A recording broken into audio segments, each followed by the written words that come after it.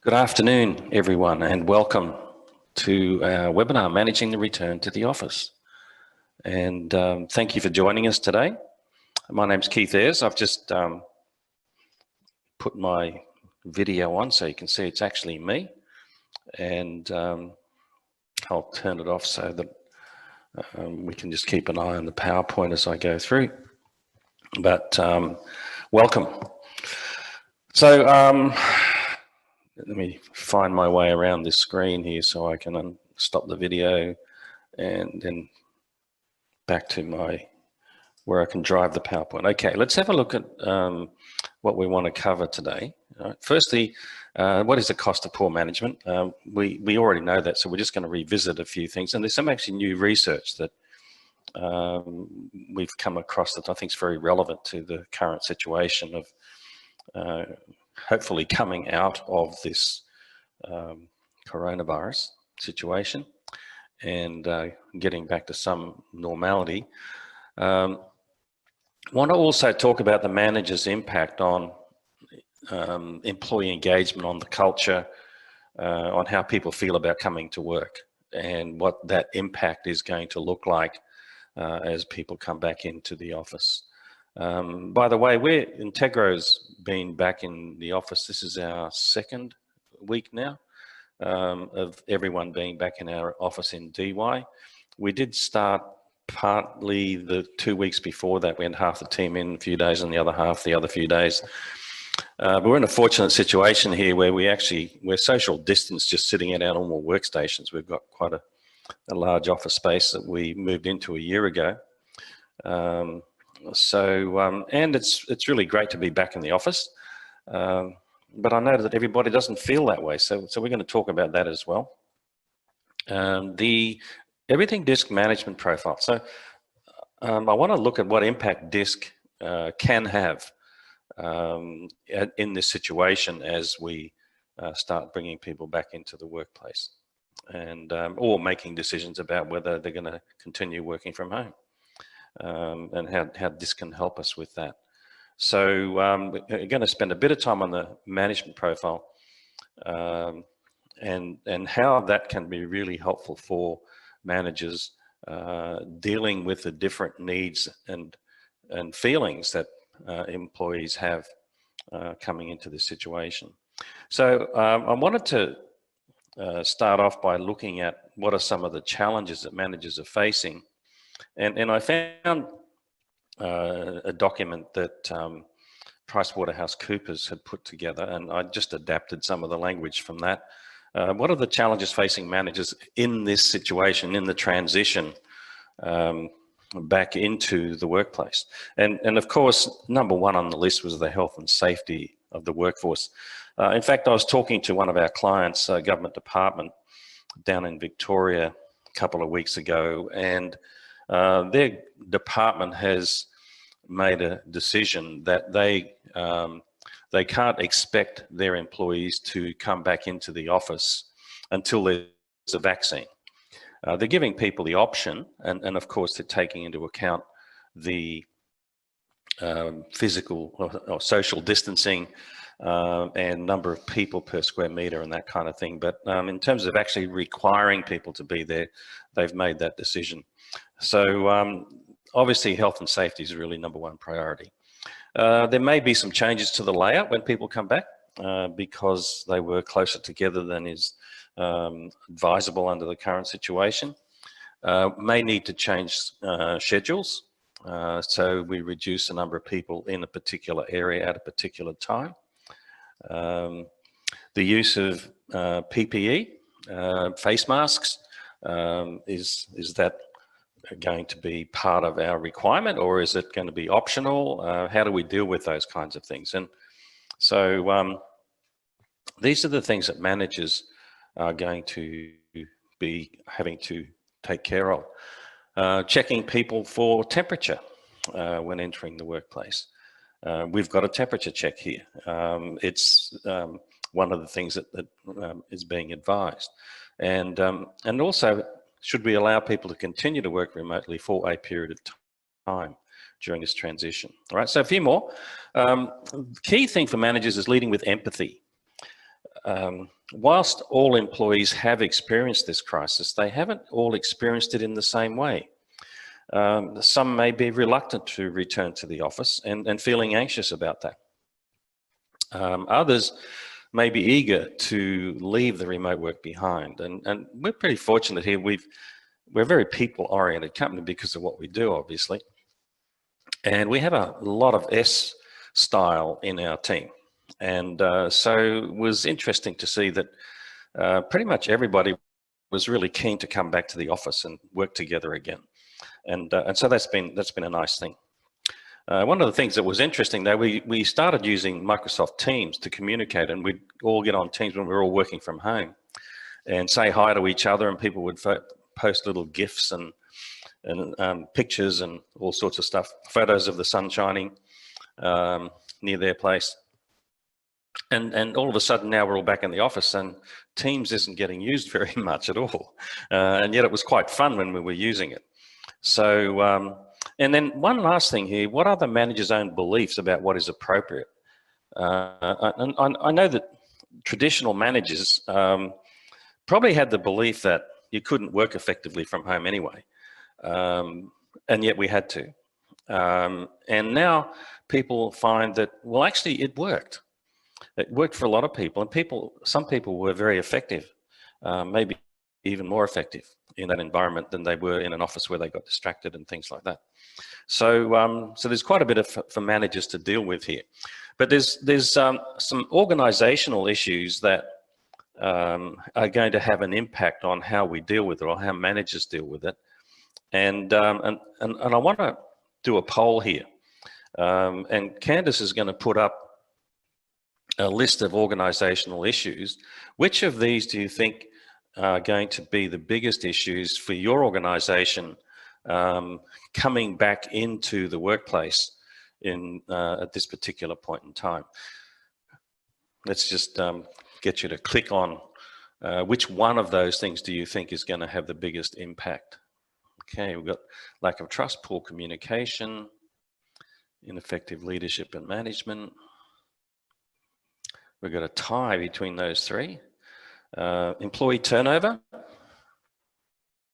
employee engagement, ineffective management, poor communication, lack of trust. Just give you another few seconds for those who haven't chosen one yet. Got a few more people that could give us a response here. Okay. All right, let's show the results. Okay, we can see ineffective leadership and management came in number one with 33%, followed by poor communication and then lack of trust. Trust is an interesting one. How strong was trust before the shutdown, and how will it be when we come back into work? But let's focus on the top two here.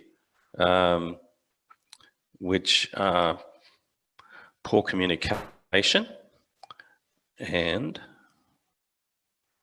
let's see, we've got a bit of information here about poor communication. 59% of employees don't know the organization's purpose. This is from the Gallup organization. And quite a bit of this data from Gallup is coming from their latest research published in their book, It's the Manager. All right. So what's the issue with people not knowing what the organization's purpose? The purpose is why we exist as an organization beyond making money. What value do we as an organization deliver to our stakeholders? And if people don't know what the purpose is, then they don't know what they contribute to that purpose. They don't know how they make the world a better place for the people who buy product or get services from your organization. So there's a big loss of motivation when people don't know what the organization's purpose is, and I'll talk about that a little bit more later on. Only 17% strongly agree that open communication exists throughout all levels of the company. So communication is definitely an issue, and moving from virtual communication back into face-to-face communication or team meetings in a meeting room We really need to make sure that our communication is up to scratch. The second thing was ineffective leadership and management. And again, from Gallup, 50% of employees leave their job because of their manager. And managers account for 70% of the variance in employee engagement scores across all business units. I'm going to talk a little bit about the research we do on employee culture and stuff as well. And we know that there's not a huge variance between companies on the overall levels of engagement, but there's a significant variation within companies between departments. And it's because 70% of the variance is caused by the department manager or the business unit manager, etc., primarily. Okay, so the quality of managers and team leaders is the single biggest factor in your organization's long-term success. And again, that's from the research published in It's the Manager by Jim Clifton and Jim Harder. I bought that book as soon as it came out because I think Gallup do a lot of very good research, and they're very current because they're constantly surveying all around the world. Okay, so I want to talk about why do managers struggle with engagement and things like that. And this is something that I learned when I first joined Integro, and this is my 43rd year. So I learned this a long time ago, and it's still as current today. And that is there's three kinds of knowledge or skill that managers need to have to be successful. And the first, of course, is some kind of technical knowledge, whether that be an academic qualification or a diploma or some kind of training to gain technical knowledge. Like accountants need to know accounting, right? Engineers need to know engineering. There's a technical side. Human resource managers need to know all about human resources and do some study on understanding human resources and the very facets of human resources, okay? And then the next skill they need to have is how do we use that?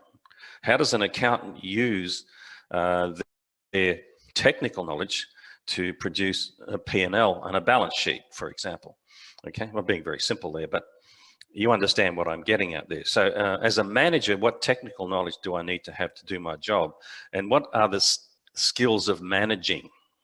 And when I started with Integro, which was a people skills training company, there was no people skills training except for Integro and Wilson Learning at the time, 40 years ago.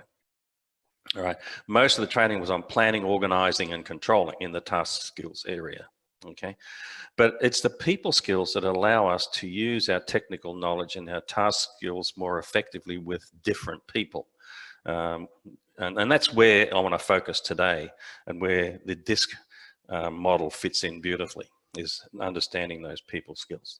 Okay, so there's three levels of insight that managers need to have. And the first area we're going to focus on is in relationships. And it's a huge part of it.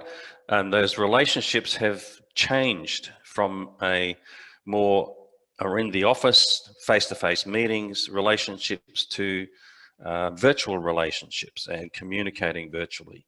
And yes, some of it can be fun. As I mentioned, we use Microsoft Teams, and we had a lot of fun with that, and everybody was checking in every morning and saying goodbye when they were shutting down at night.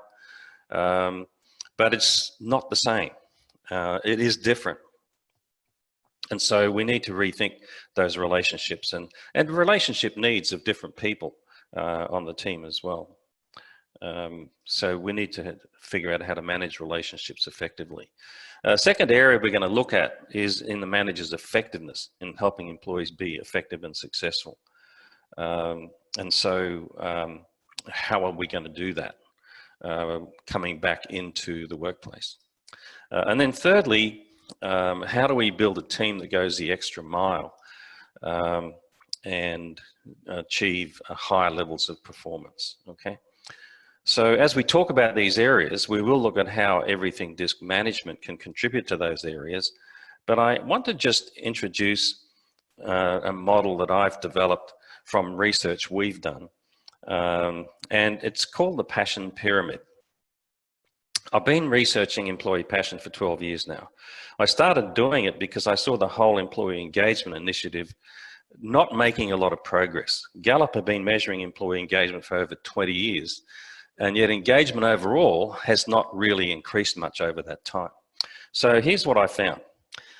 Employees have 5 basic needs that ignite passion.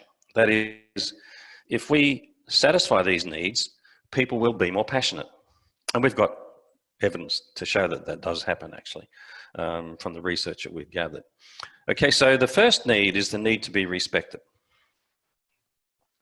And these are just, we're starting off at level 5 because it's a pyramid, number 5.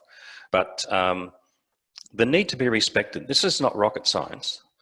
Everybody needs to be respected. And it doesn't matter what generation you're from, right? Everybody has a need to be respected. Some of you may have heard of the Center for Creative Leadership in the United States. They have 2 campuses, one in North Carolina and one in California near San Diego. And one of their professors, Jennifer Deal, published a book, Retiring the Generation Gap. She did research on the differences between generations from baby boomers to Gen Y. This was published a few years ago, so before we started talking about Gen Z. And she found 10 things that all generations had in common. And number 1 on the list was a need to be respected. But they do want to be respected for different things. And especially the big difference between the baby boomer and the Gen Y was the baby boomer expects to be respected for what they've accomplished and what they've achieved, what their experience and their knowledge that they've gained, right? And of course, Gen Y haven't had a lot of time to generate that stuff. So they don't even think about respecting people for that. They respect people for who they are as a person. And so just because you've achieved all this and you've accumulated all this and you've got all this knowledge and experience, if you're a jerk, you're still a jerk. It's who you are as a person that I'll respect you for, is what the Gen Ys are saying. Okay, so there's a need to be respected, but maybe for different things. The second need that all people have is to learn and grow, to learn to do things better, to learn to contribute more. All right. Now you may say, I know people who think they know it all. And yes, there are people around who've switched off this need, but it can be reignited because it is a natural human need. In the same way that a little baby has a hunger to get moving and crawl and get up and walk and get curious and dig into everything. It's a natural instinctive need to learn and grow. Okay. The third need is to be an insider, to have insider status, psychologists would call that. Okay, so I'm on the same team as my boss. It's not us and them, it's we are working on this project together. And to be asked to contribute, to be asked to be involved in problem solving and decision making. Now, as we start adding these needs, we've got to keep on doing the needs, satisfying the needs below. Okay, so when people feel respected by their manager, they want to learn from the manager. Right? They don't want to learn from someone that they don't respect or that doesn't respect them. Okay, and as they learn more, they want to contribute more. So they want to be involved more, which is being an insider. And then the need to do meaningful work, to know that what we're doing is actually making a difference. I'm more involved now. How can we contribute more? How are we contributing? And this is where purpose is so important. If people know the purpose of the organization, how we make the world a better place for our customers or clients or the community, and I can see how I contribute to that, then I know that what I'm doing is meaningful. That's a pretty powerful motivator. And that's why it's up near the top of the pyramid. And then the last need at the top of the pyramid is to be on a winning team, to be part of a team that's really succeeding and achieving and kicking goals.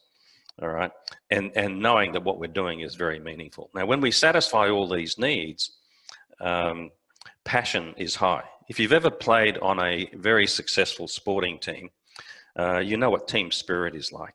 All right, and I played on a rugby union team in high school, in my last year of school, that was undefeated for the whole season. So it was just an incredible feeling to be part of that, right? And you just loved being there, but you also wanted to make sure you performed at your best and didn't let anybody down. Okay, so so these are the 5 needs that ignite passion, and we've measured these needs. We've asked over 6,000 employees how important these needs are to you personally, and the average score for each of the 5 needs is a 9 out of 10 for importance. Right, and then we also ask how well is the need being satisfied, and we measure the gap, and that tells us a lot about what's going on in that organization. All right, and so we've also found from our research that there's a chain reaction. Okay, firstly, if we satisfy these 5 needs to a high degree, that is, the satisfaction scores are above 8 out of 10, preferably around 8.5 out of 10, the trust level in the organization goes through the roof. It makes sense. If people's needs are satisfied, they trust you, right? If you're satisfying their needs, they trust you. You're looking after me, okay? And when that happens, passion is high, not only for what they do, but for the organization they work for. They love coming to work, all right? And of course, when passion is high, engagement is high. And so I'm going to be talking mostly about DISC and the needs that different DISC styles have, but we mustn't forget those intrinsic needs that people have as well: to be respected, to learn and grow, to be an insider, to do meaningful work, and to be on a winning team. And I'll come back to that a little bit later as well. So let's have a look at where DISC fits into that. And before we actually dive into DISC itself, I just want to remind you of the Integro model, the whole person concept. I'm not going to spend much time on it. I'm not going to build it like I normally would. Most of you have probably seen this. If you've been to any of our DISC accreditation training, you certainly have. And hopefully you're using it, because it's one of the models that we give you to use, because DISC is a needs-driven behavioral model. But needs are buried deep at the bottom of the iceberg, all right? And so one of the powerful things about DISC is that it helps us understand that the different behaviors that people use at the tip of the iceberg are being driven by different psychological needs at the bottom of the iceberg. All right, so let's come back to the insights for managers and start with relationships. How critical are they? And one of the things that we found from our employee passion survey, which measures the needs that ignite passion and the trust level in an organization, is that 34% of employees are passionate about their work and get great satisfaction from knowing that they make a difference. However, they're disengaged from the organization because they don't feel their contribution is valued. They're emotionally disconnected from the company. In other words, they quite happily go somewhere else to do the work that they love to do. All right, they're not attached to the organization, and that's a factor of management, not valuing the contribution that they contribute. Okay, another 20% are both disconnected from their work and the organization, so they're the people most at risk of losing. We're losing them. So the first thing to build a relationship is to understand yourself, right? And DISC is such a powerful tool for helping us to do that. And you'll see in the DISC map on this slide that we've got the priorities for the management profile. They're a little bit different to the workplace profile, if that's what you're more used to. All right. And then understanding others. All right. So as a manager, do I understand myself and what my priorities are? Okay, now what about my direct reports, the people who report to me? Do I understand them?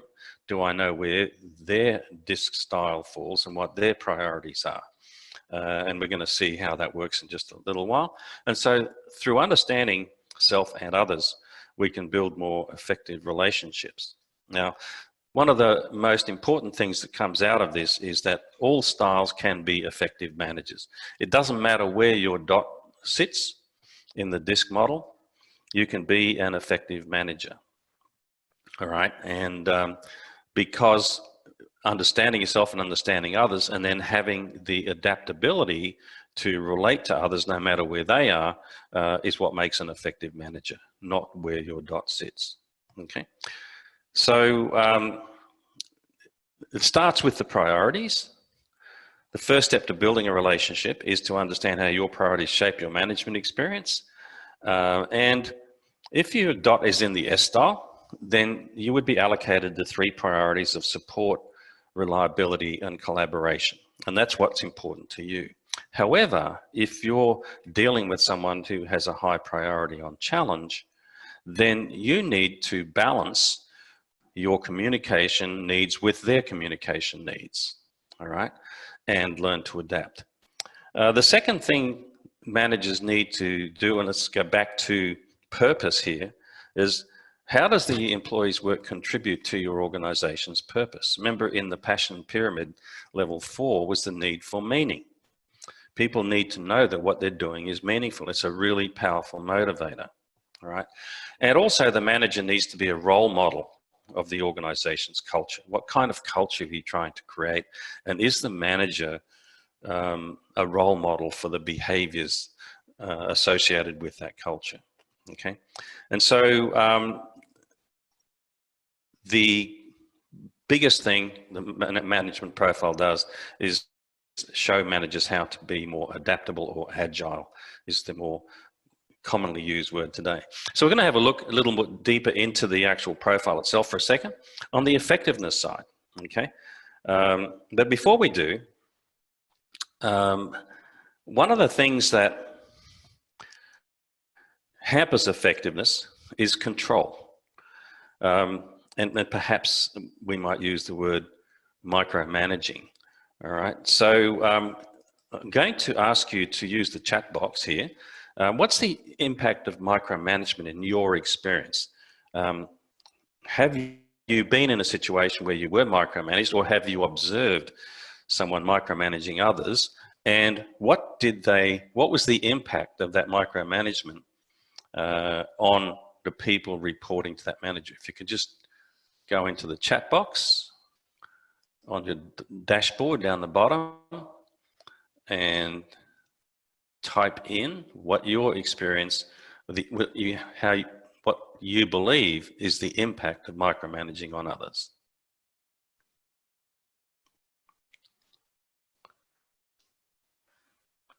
I'm not seeing anything being typed here.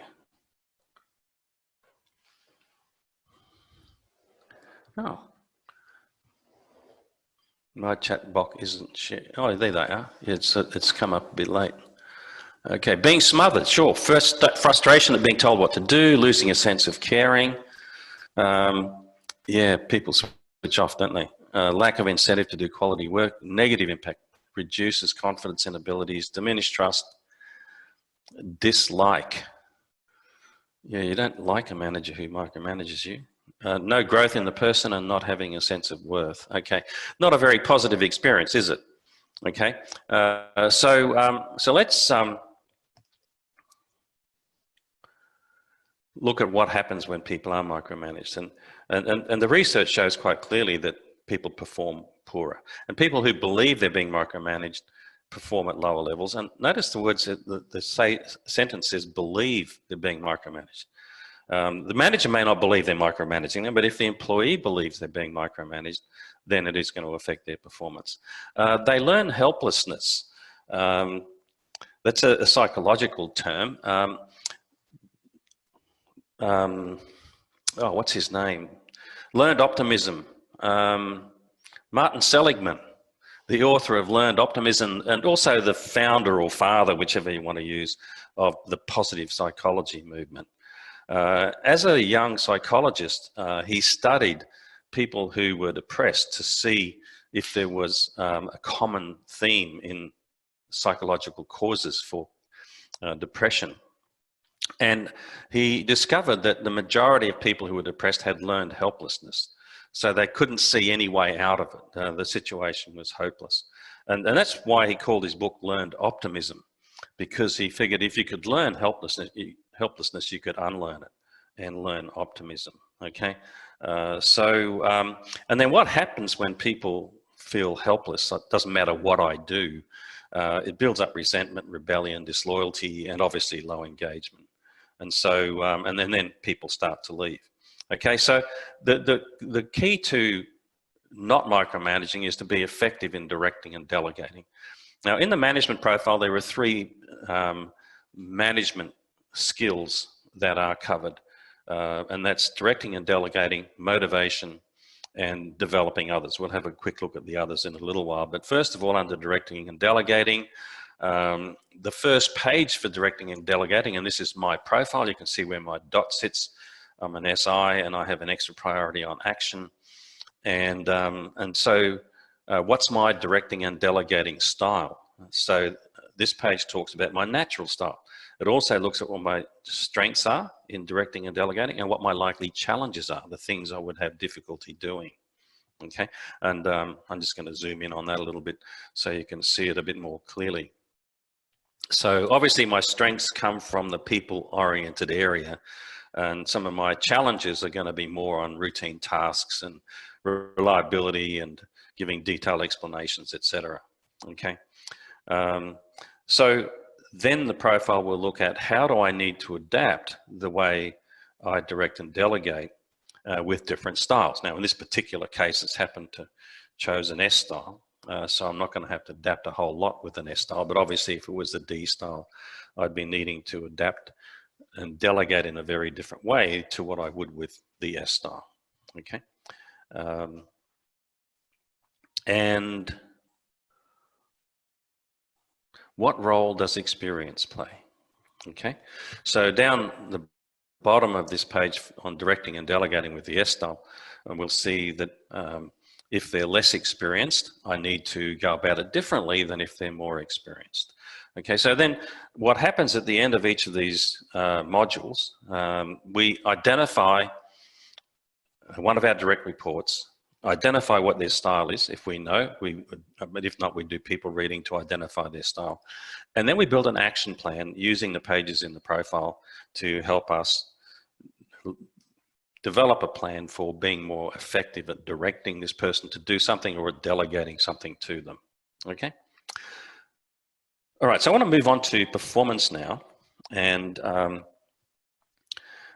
here we've looked at DISC. Now we're going to turn our attention to how managers can increase the performance of their team by tapping into motivation and developing others. And I want to just remind you again that there's more we can do than just focus on the needs of a particular style, because these needs that ignite passion are very powerful motivators as well. Okay, so let's go into the motivation section, and the first page in the motivation section, again, this is my profile. It's talking about how I tend to motivate, all right, my natural tendency. And down the bottom there, it talks about the environment that I'm likely to create. That's great.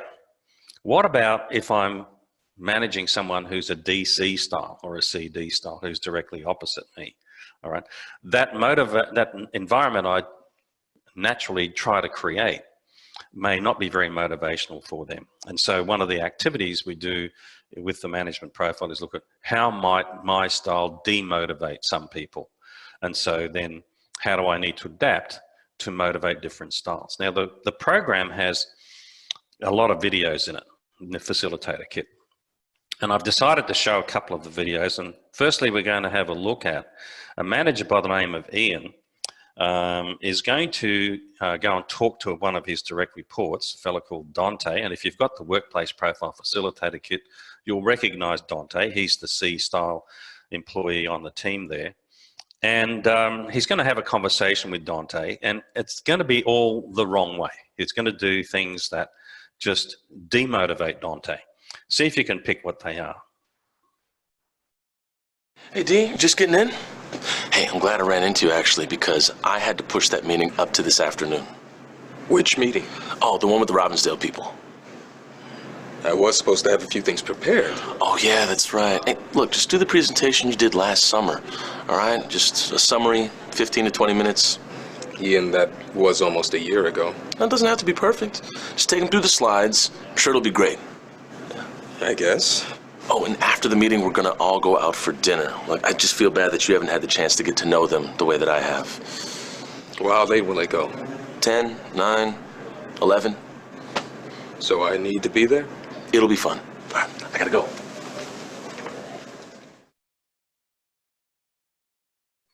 Okay, so what did Ian do that was ineffective there? All right. Um, he didn't take into consideration any of Dante's needs, moved the meeting up to this afternoon, giving him little to no time to prepare. And of course, a C style is wanting everything to be correct. Okay. One of the other things was the staying for dinner and the vagueness of what time it would be for, and don't worry, it'll be fun. Okay.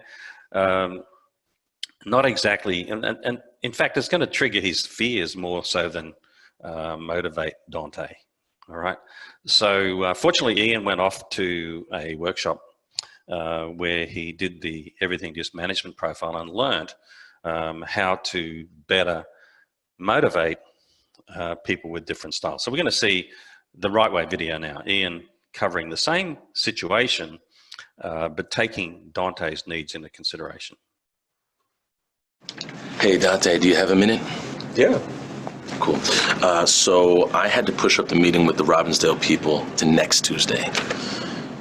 I still had a few things I needed to prepare, but yeah, I guess I could get that done by next week. Okay, well, here's the thing. I think our bigger problem is with buy-in. So instead of preparing that other stuff, I think you could focus on the presentation you did for them last summer just to help them walk through the logic again. If you think it'll help. I do. And you're very convincing, so it'll just help get them back on track. Okay. I'll go back, take a look through the slide deck, and make sure everything's still correct. Do you need me to go over the whole thing or just part of it? Just part of it. Don't worry about the project planning stuff. Just plan to spend 10 minutes talking about the vision and what convinced us that this is the right approach. Okay. You'll have time to review it before the meeting? Absolutely. Here's a tentative agenda. The way I have this organized is that I want each presentation to build onto the next. So you'll go after Sally, and then Stephanie and I will co-present after you. I see you have dinner listed here. Is the meeting being catered? No. I want us to take them out after the meeting to dinner so we can get to know them better. Do I need to be there? I want you to be there because you're an important part of the team, and I know it's not your favorite thing to do, but you can duck out early if you'd like to, and Sally and Stephanie will be there as well to help take the pressure off. Yeah, that'll help. So, all right. I guess I'll just plan on being there for part of the night. Sounds great. Thanks, Dante.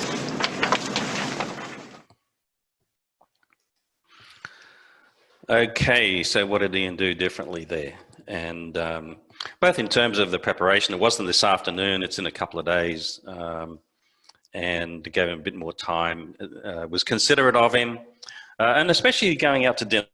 It's not his favorite thing to do. He acknowledged that. He was showing he had empathy for Dante's style, and socializing with clients is probably not high on his list of fun things to do. So that's the great part about the management facilitator kit, is these videos are really helpful. My experience with it is when managers are watching the wrong way videos, they see the manager doing things that they've done themselves and go, oh my God, I've done that.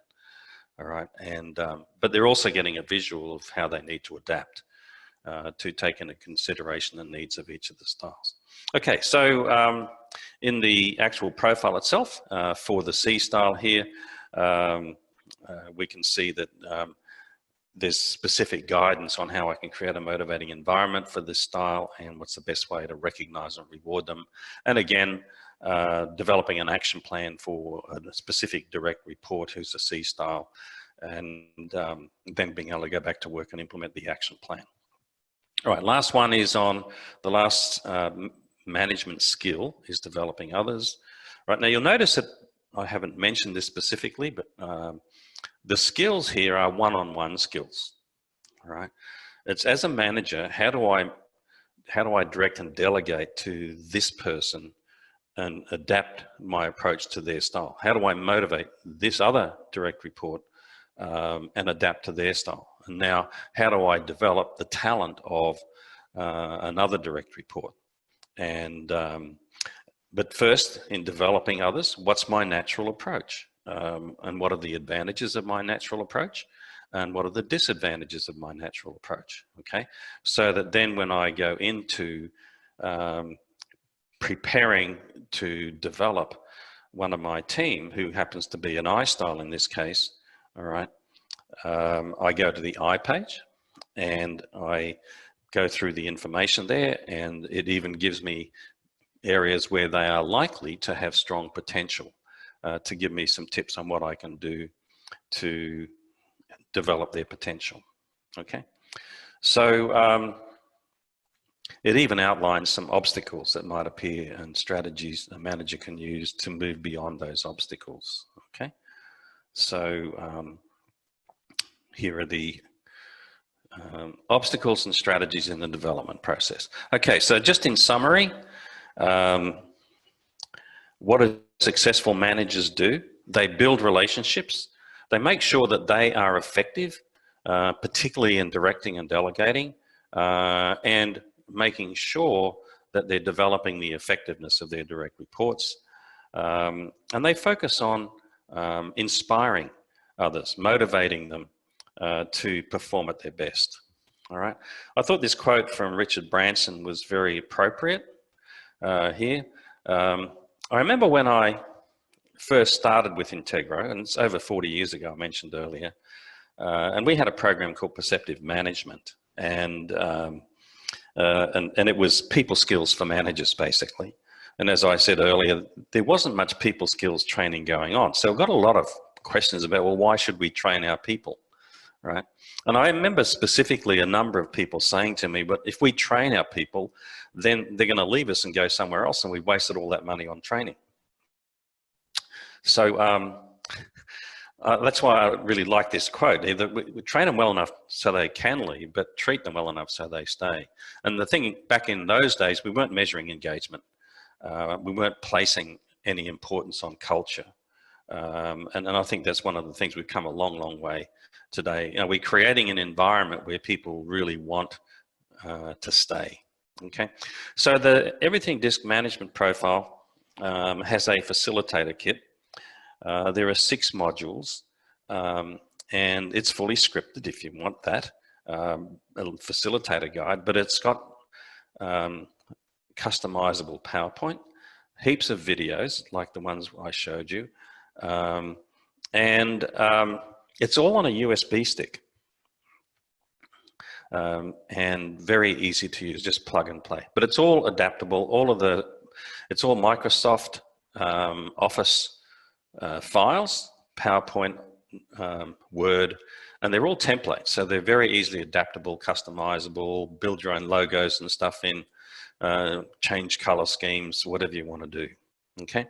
Now, one other thing I should also mention here is that myeverythingdisc.com is a very valuable resource for managers, and especially if they have had their direct reports take the Everything Disk Workplace profile as well.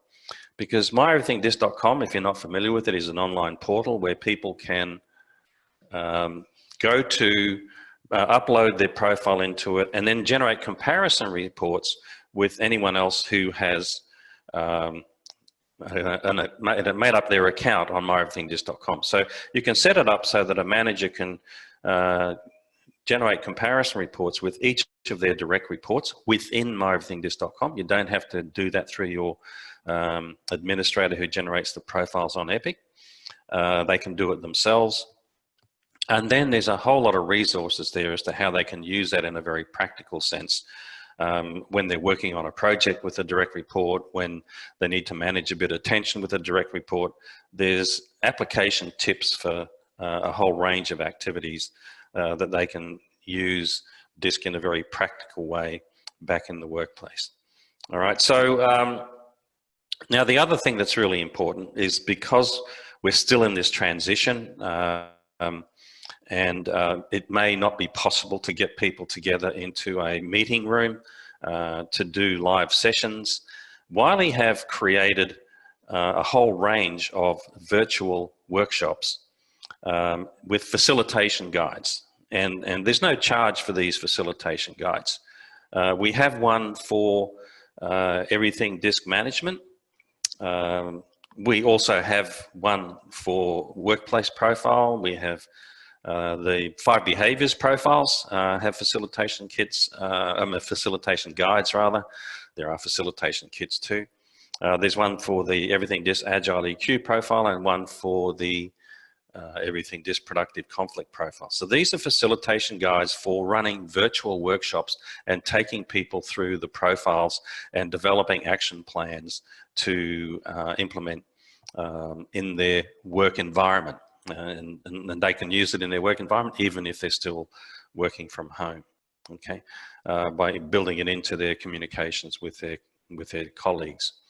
Okay, so if you would like a copy of the virtual facilitation guide for the management profile, just contact us at support@integro.com.au and we'd be happy to send that out to you. It is designed around the facilitator kit. So obviously to get the full impact of that, it would be beneficial to have the facilitator kit, and we do have them in stock. But you could also adapt it, because it does give you some guides on how to adapt it if you are not using the videos. Okay.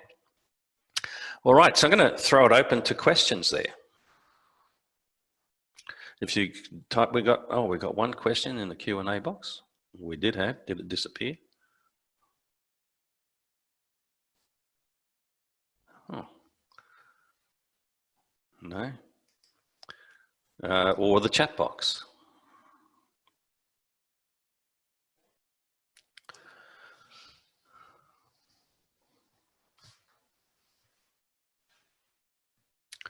Well, I'm happy to stick around for a while. If you do have a question, be happy to respond to that.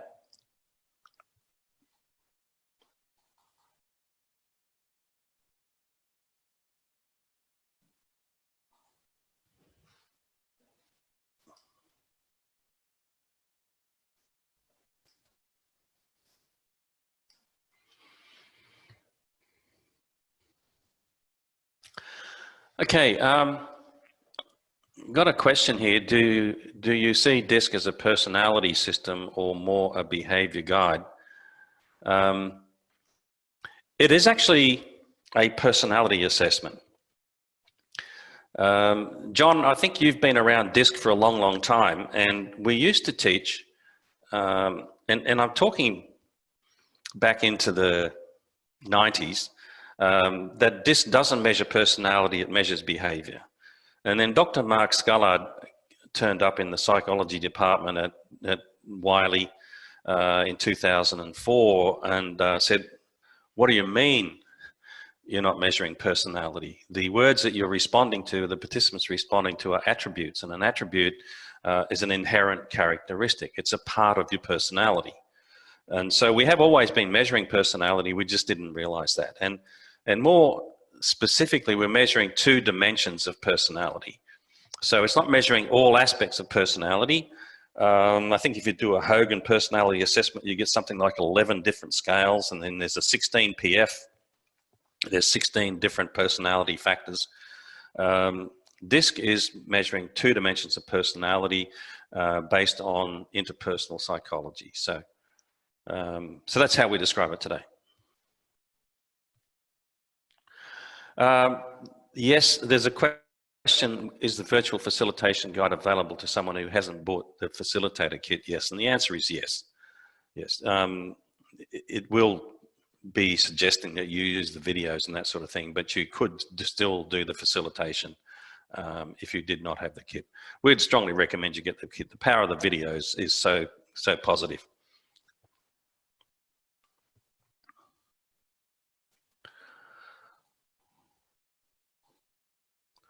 Someone said hi, Keith, but it was an anonymous attendee. So hi to you too. Not sure who it is. I saw a few old friends on the list. So good to see you again, and look forward to chatting again soon.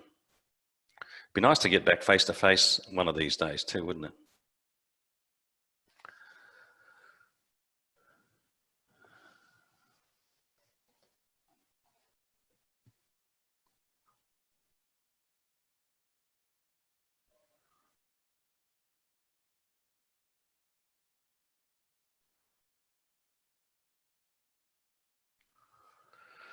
That's a really good question there, Rob.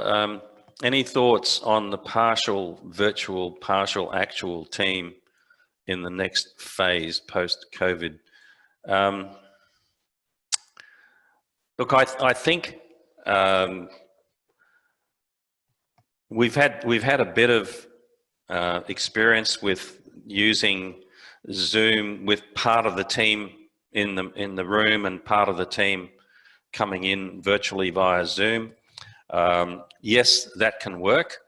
I actually did a 2-day DISC certification in Perth for a client just prior to COVID, but it was along and far enough along that they had already banned people from traveling, and so they had a participant in Singapore who came in on WebEx for the whole 2 days of the certification. And she really enjoyed the experience, and she passed the final exam, and it was successful from that point of view. So yes, I think it's achievable. I think some of the activities that have been built for the virtual side might be better used than trying to do the normal kind of activities you would do with a group of people face to face. How do we get managers putting in the one-on-one time for remote workers? It's a commitment. They need to understand that the relationship with each direct report is very important.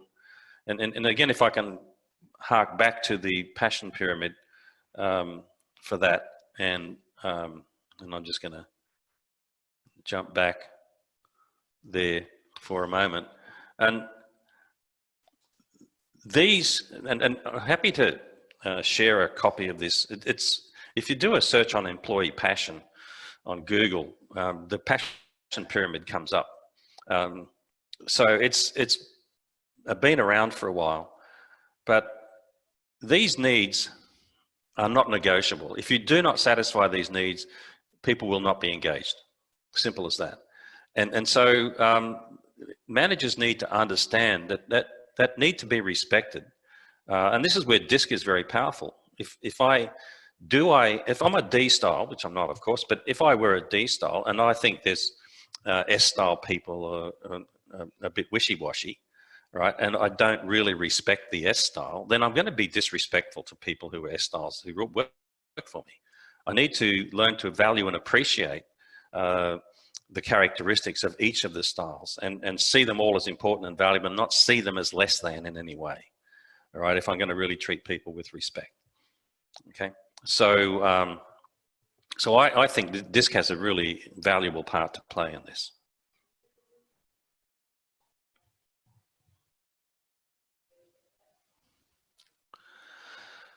Do I see this as a tool that would be useful for up and coming managers as well as existing ones? Yes, especially if you are in a position to let them know that they're being trained in this for a future management or supervisory role, so that they've got some context and they can put the effort into and see that this is going to help them get where they want to go. They can still apply, like for directing or delegating. They could theoretically they could identify someone that they could direct to do something or delegate something to as an exercise, as long as that other person was willing to do that. They could certainly use the motivation module, and it's the application really is the key thing that they need practice in.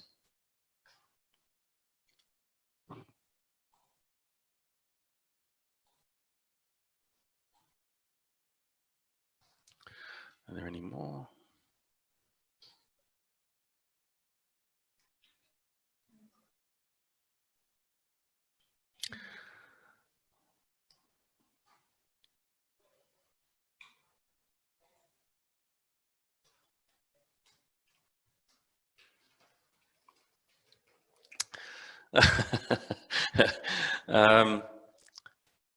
John's asked the question, how does neuroscience developments around the brain affect DISC research? I don't think it affects DISC research in the sense of explains why someone is a particular style. The research that Wiley have done has identified the psychological needs that drive each of the disc styles behaviors, all right, and that the behavior is designed to satisfy the need. I see the brain research as being very effective, very appropriate, and tying it in with the everything disc productive conflict profile. So when people react defensively in conflict situations, and the automatic thoughts that come up for each style are quite different. But the reactions are certainly amygdala reactions, triggering a negative emotional reaction.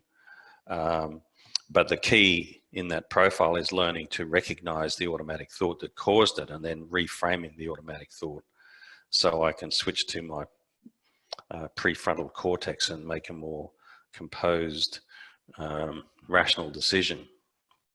And so, yeah, I'd have to give that some thought, John. Good question.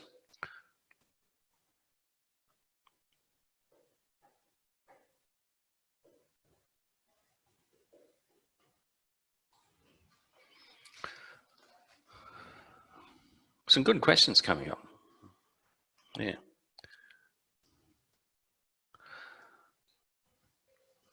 Okay, just getting thank yous now, which is great. So thank you very much for coming and for staying on, for those of you that did, and asking some really great questions. And if any questions come up after this, we will send out some information to those of you that have been on the webinar, and we look forward to talking with you again soon.